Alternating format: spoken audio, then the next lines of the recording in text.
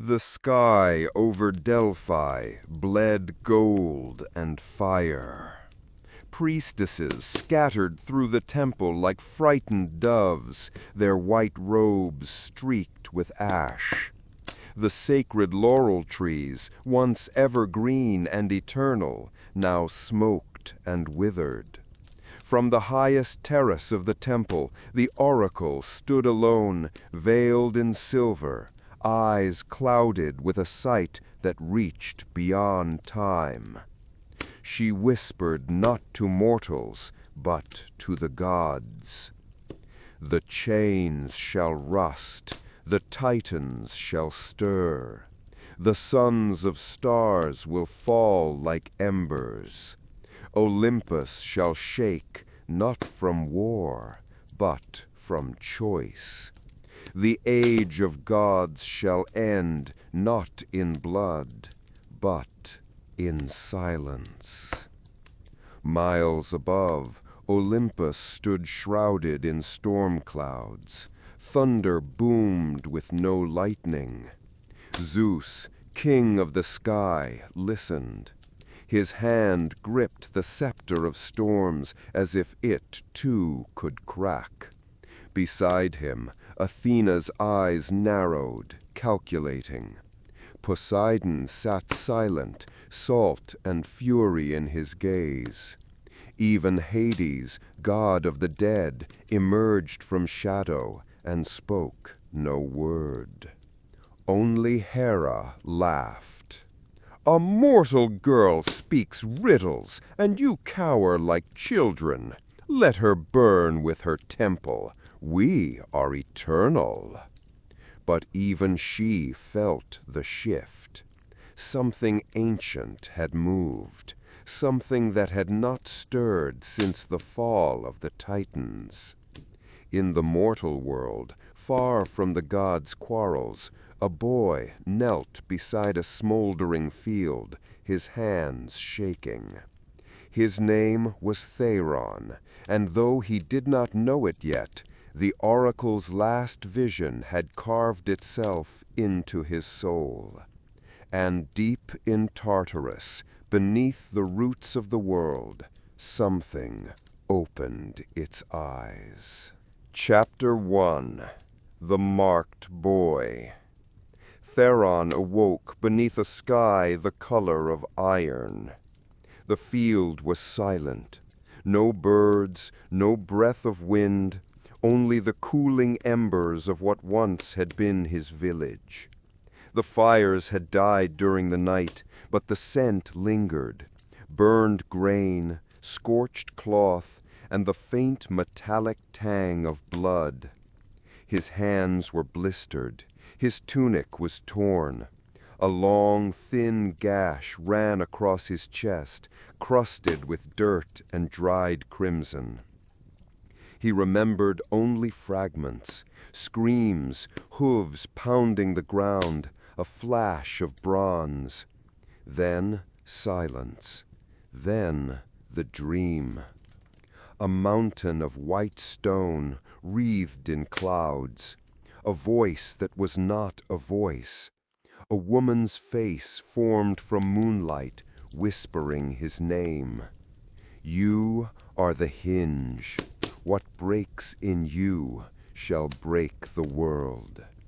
He rubbed his eyes, hoping the memory would fade. It didn't. A low cough broke the silence. He turned. At the edge of the ruined village, under a collapsed beam, a figure stirred. Theron stumbled forward, heart pounding, and found Damon, the village blacksmith, still breathing but barely. The old man's face was pale, and his eyes, usually sharp with humor, were dulled with pain. "Boy," Damon rasped, "you lived." Theron nodded, kneeling. "I don't know how." "The gods know," the old man whispered, "and that is the trouble."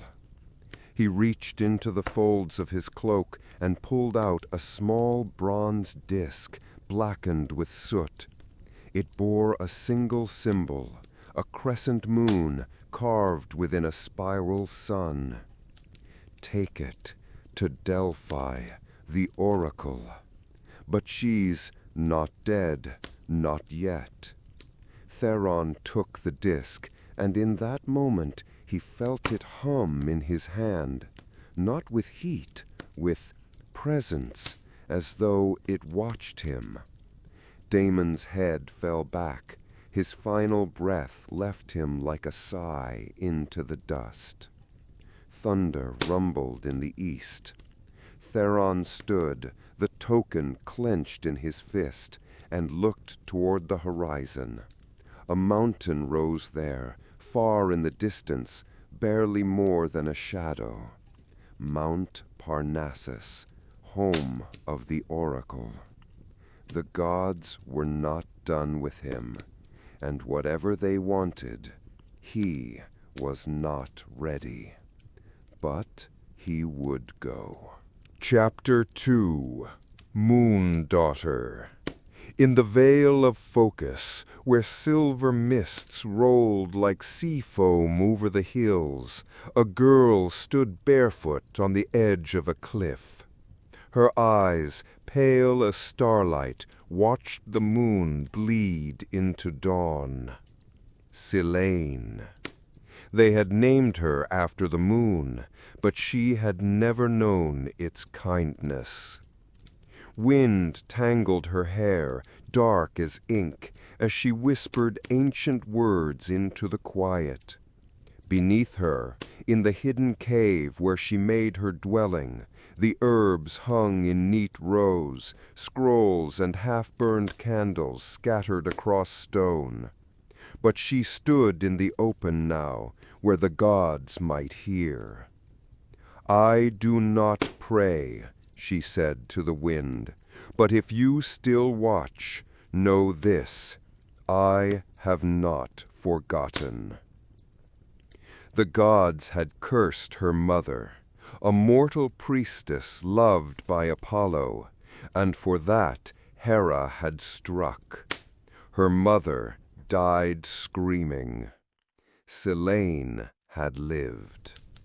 She had no temple, no family, no altar. Only the blood in her veins that glowed faintly under moonlight, half mortal, half divine, fully unwanted. The villagers feared her. They called her Moon Witch, Curse Child, Sky's Mistake. Once they had tried to drown her. Once they had come with torches. But she had survived, always. And now something was changing. The air trembled. For 3 nights her dreams had been filled with fire. She had seen Olympus cracking, the stars falling. A boy's face, smeared with ash, eyes filled with something older than grief. She didn't know his name, but she felt his pain. And this morning the ravens had come, 2 of them circling above. Not common birds, but messengers. She could feel it. Something had been set in motion, a thread pulled tight. She turned from the cliff and descended the slope, her bare feet silent over moss and stone. In the dark of the cave, the moonlight followed her, though the sun had risen. She traced her finger over a carved map on the stone wall. Her path was clear, south, toward Delphi. The gods had turned their eyes away from her for years. Now they watched again. And she would give them a reason to remember why they feared the blood of both god and mortal. Chapter 3. The Titan's Dream. Beneath the world, past the rivers of flame and the vales of shadow, lay Tartarus, a prison, a tomb, a memory. And in its deepest hollow, something stirred. Lycos opened his eyes for the first time in centuries. He did not wake gently. He woke screaming. The sound did not travel far. Tartarus swallowed all things, sound, light, time. But the scream rippled through the fabric of the underworld like a shiver up the spine of the world. Lycos lay chained to a stone slab, carved with runes in a language older than the Olympians. His arms, once mighty enough to bend rivers, were gaunt, but power still pulsed beneath his skin like coiled lightning. His eyes were molten silver, echoes of starlight trapped in a man. The chains glowed faintly, forged by Hephaestus, blessed by Zeus, bound by Prometheus. They could not be broken, but they could weaken, and they had. He had dreamed. Dreams for a Titan were not idle things. They were truths yet to be. In his sleep he had seen fire over Olympus. He had seen a mortal boy with the fire of rebellion in his blood. A moon-born girl with divine wrath hidden in her breath. He had seen the gods, frantic, fractured, and afraid. And he had heard a voice. Rise, last son of Cronus. The age of your silence ends. It was not the voice of any god he knew, not Gaia, not Nyx, not even death. It was older. The chains cracked, not much, a hair's width, but that was enough. Lycos smiled, though his lips were dry and his bones ached with centuries of stillness.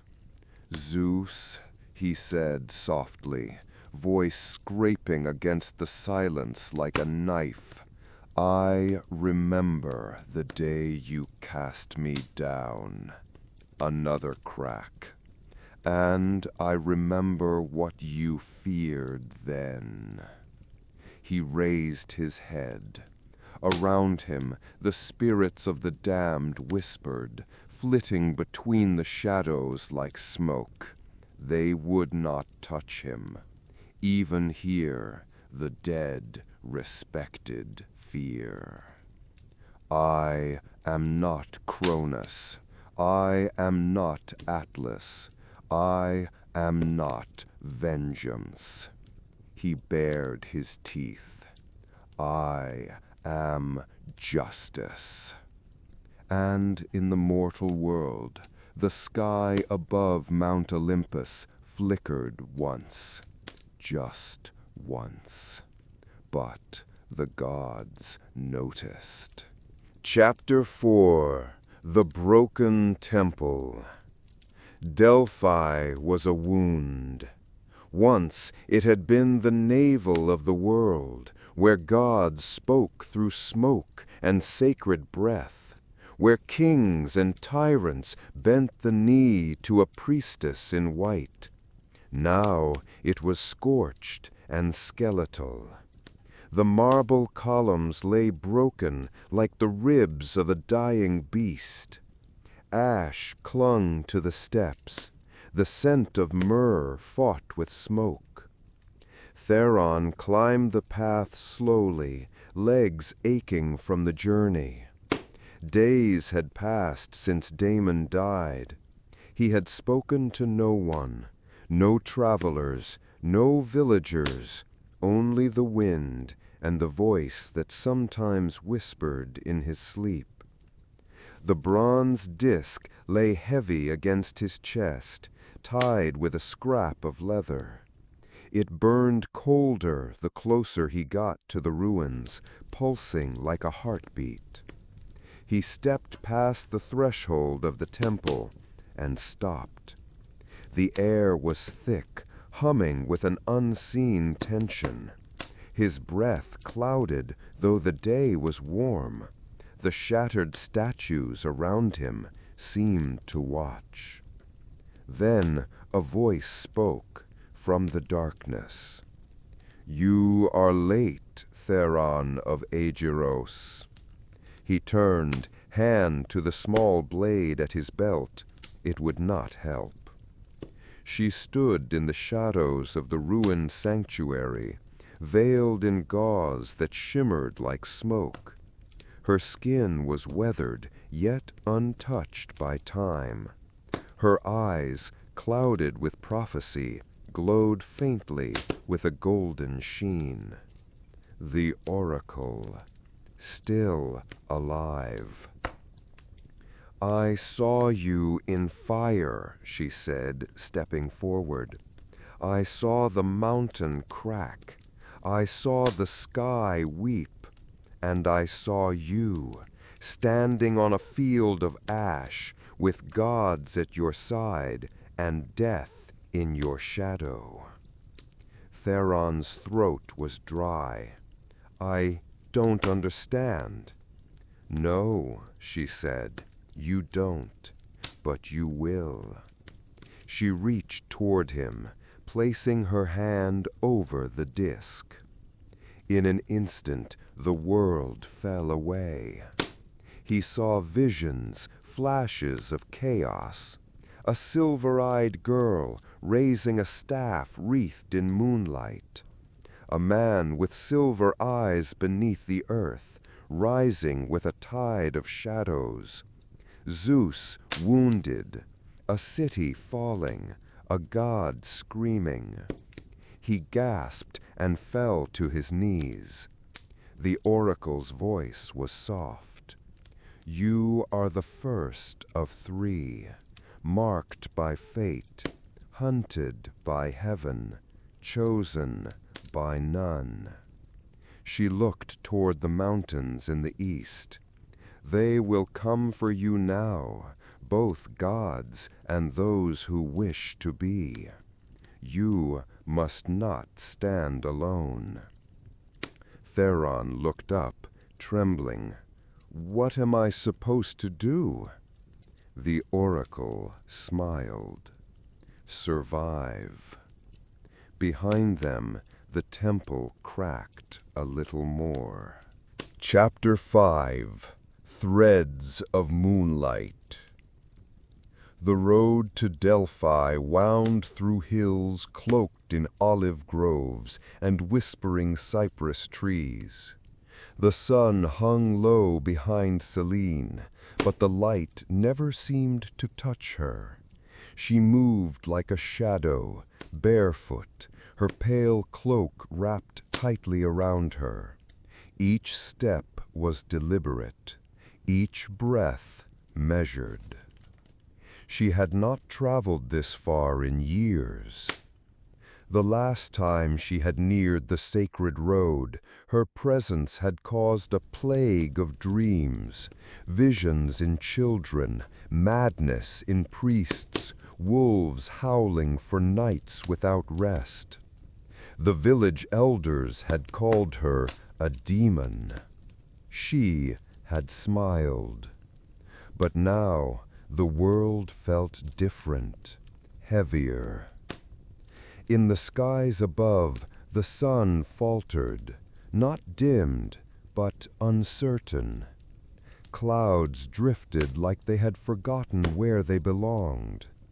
Birds flew crooked patterns, their songs hollow.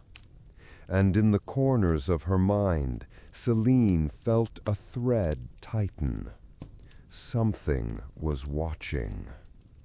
She paused by a spring shaded with reeds and knelt to drink. The water shimmered strangely, reflecting not her face, but another. A man, cloaked in shadow, silver eyes staring back.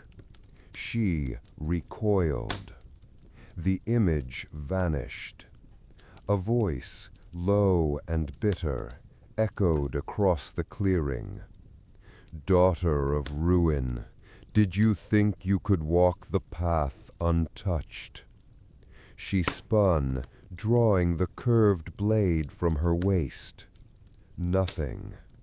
And then something. A figure stepped from the trees. Not a man, not a god. A hunter. He bore the sigil of Artemis, but it had been blackened, twisted. His face was gaunt, pale, with eyes that bled shadow. In his hand was a spear made of bone, its tip pulsing with dark light. "Who sent you?" she demanded. He grinned. "You don't understand the game yet, do you, Moonborn?" Serene raised her hand, and moonlight bled from her fingertips. "Come closer," she said softly, "and I'll teach you." The hunter leapt. She moved faster. Light exploded between them. The trees hissed and burned. The blade in her hand met the bone spear with a crack of thunder, and the air turned cold. He was strong, but she was angry. Within moments, he lay shattered among the roots, gasping, his form melting like wax. Before he dissolved, he whispered, "They are waking, the forgotten, the chained." Serene stood over the fading corpse, breath steady. Then she turned her eyes to the horizon. Delphi was close, and she would not arrive unseen. Chapter 6. The Council Fractured. High above the mortal realm, where winds screamed like wild beasts and clouds coiled around jagged peaks, stood the halls of Olympus, glorious, golden, trembling. The gods had gathered. It was a rare thing, this full council. Once such meetings shaped the world, seas raised, empires born, fates rewritten. But now they gathered not for triumph, but in fear. Zeus sat upon his throne of storm-forged marble, but the weight of kingship pressed deeper than before. His beard, once bright as lightning, seemed dull. His hand gripped his scepter tighter than it should have. To his right, Athena stood motionless, clad in bronze, wisdom sharp in her gaze. To his left, Hera, lips curled in disdain, eyes locked on her husband with the weight of 1,000 grudges. Around the circle stood the rest. Poseidon, leaning on his trident like a man who would rather be elsewhere. Apollo, eyes shadowed, fingers twitching on the hilt of an unstrung lyre. Artemis, silent and still, but tense as a bow drawn to breaking. Hephaestus, soot-scarred, whispering to the flames that flickered in his palms. Even Hermes, usually irreverent, stood with his winged sandals still, his smirk absent. And last among them, Dionysus, wine untouched, gaze clear for the first time in centuries. No one laughed. Zeus broke the silence. The oracle has spoken. A ripple moved through the chamber, like a gust through reeds. The word alone held power. "She lives?" Artemis asked, voice low. "She does," Athena confirmed, "and she has seen the end of Olympus." "And?" Hera sneered. "They've predicted our doom before. Mortals are weak, they worship and they rot. Let them dream." "No," said Apollo. His voice carried the chill of prophecy. "This time is different. I feel it in the sun, In the silence of the stars, something is unraveling. Hermes stepped forward.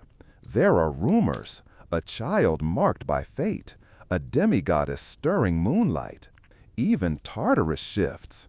Hera spat, old shadows, dead threats.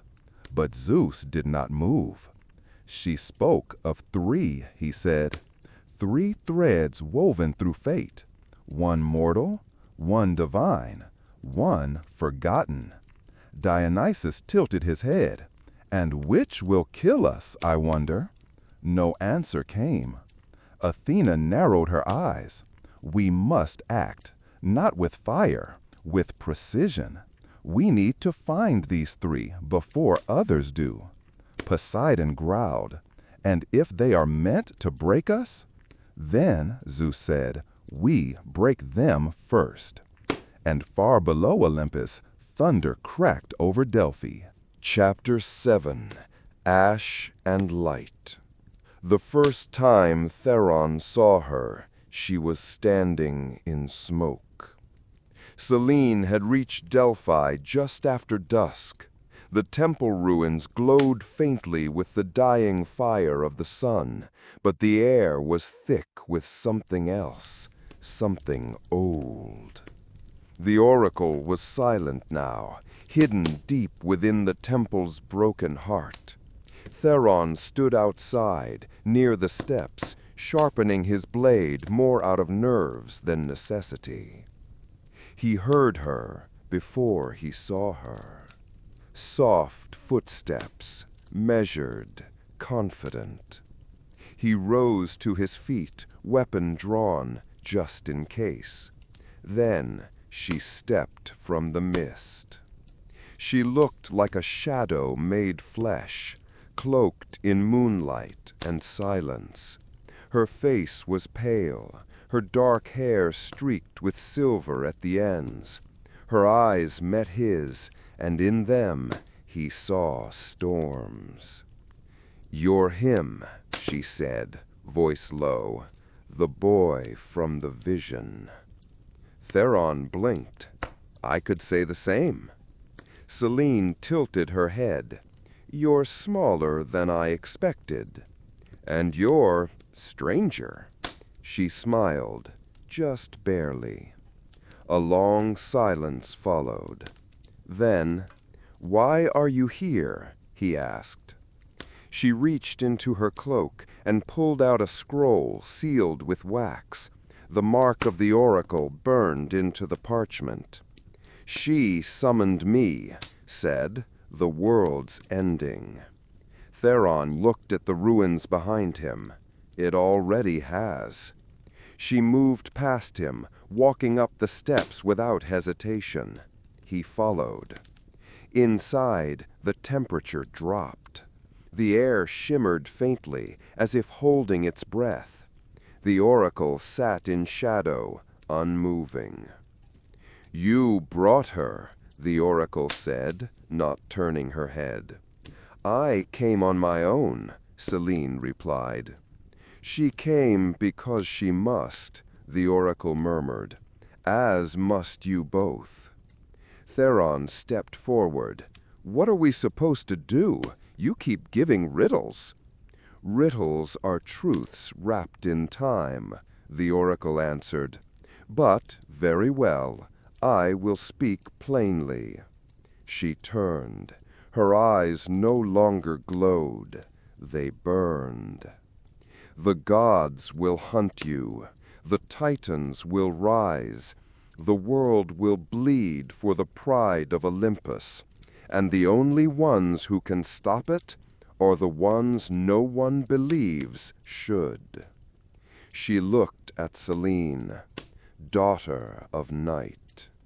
Then at Theron, son of the ash. Then upward. And the third, the one who has yet to awaken. Selene whispered, "The Titan." The oracle nodded, "Lycos." Theron frowned. "Then what do we do now?" The oracle's face softened, and for the first time She looked afraid. You run. A tremor rocked the ground. Dust rained from the ceiling. Far below the mountain, something had stirred. Theron and Selene turned to each other.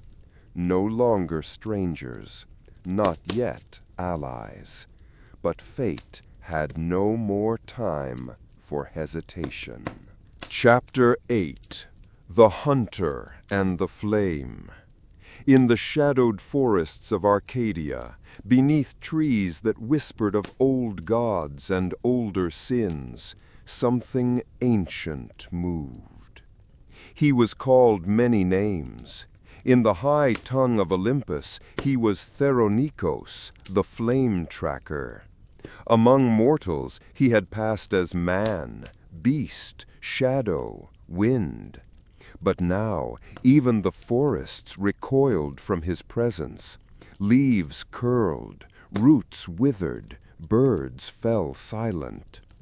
He had been summoned, not by prayer nor sacrifice, by decree, from Zeus himself.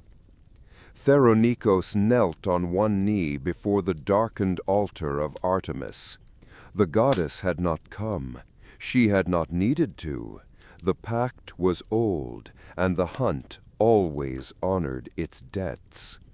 Two walk the path, he murmured, eyes shut. One born of smoke, one of moonlight. Both marked, both dangerous. A flicker of flame coiled around his arm, licking the air like a serpent. He had served Olympus in the last great war, the Titanomachy.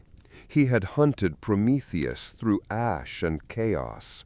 He had torn secrets from the lips of nymphs and bound chaos spirits to rivers. He remembered what the gods tried to forget.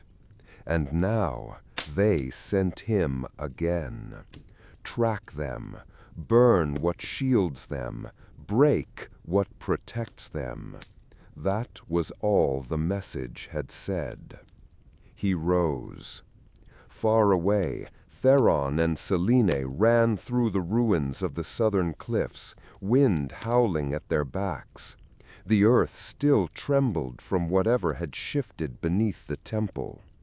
"We need to get off this mountain," Selene said, scanning the horizon. "If the oracle's right, the hunt has already begun." Theron grunted. "And where exactly do we go? North? East? Into the sea?" Selene stopped. He followed her gaze. In the sky above, a streak of fire crossed the clouds. Not lightning, not natural. Something, or someone, was falling. They watched in silence as the burning figure crashed into the forest to the south, a shockwave rippling through the air. The trees beyond the mountain's edge caught fire one by one, their tops igniting like torches. Theron's throat tightened. "Is that—" "Yes," she said grimly. "That's a hunter." He turned to her. "Can we fight him?" Selene's voice dropped to a whisper. "No, we run. We stay alive. Until the third wakes. Until we're not alone." A second crash followed, this one closer. Theronikos had landed, and he had already caught their scent. Chapter 9. The New Shape of the World. The thrones still stood, but no one sat in them. One by one, the gods left their perches and descended from marble to earth. They came not in glory, but in thought. Not bearing war, but questions. Zeus cast aside his scepter and walked through rain, tasting it for the first time in an age. Athena shattered her shield and taught a child to write. Apollo unstrung his lyre and listened to songs not written by oracles. Poseidon let the tide flow without command and watched a fisherman name it sacred anyway. A new Olympus was forming, not of sky, but of presence. No longer a palace above, a possibility among.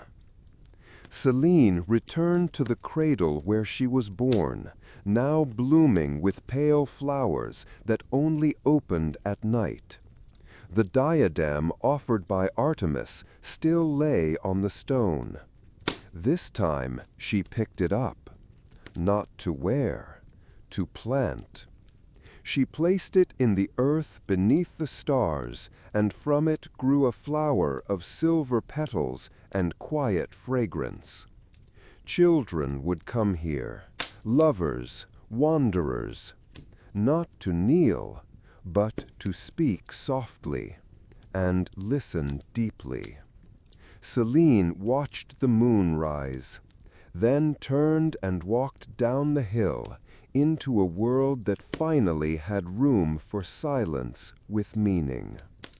Theron returned to the place of his first memory, the village that had burned. Nothing remained but blackened stone and untamed grass.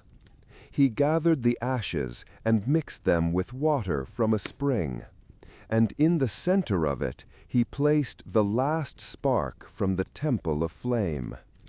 It did not burn, it glowed, a slow, pulsing light, a hearth.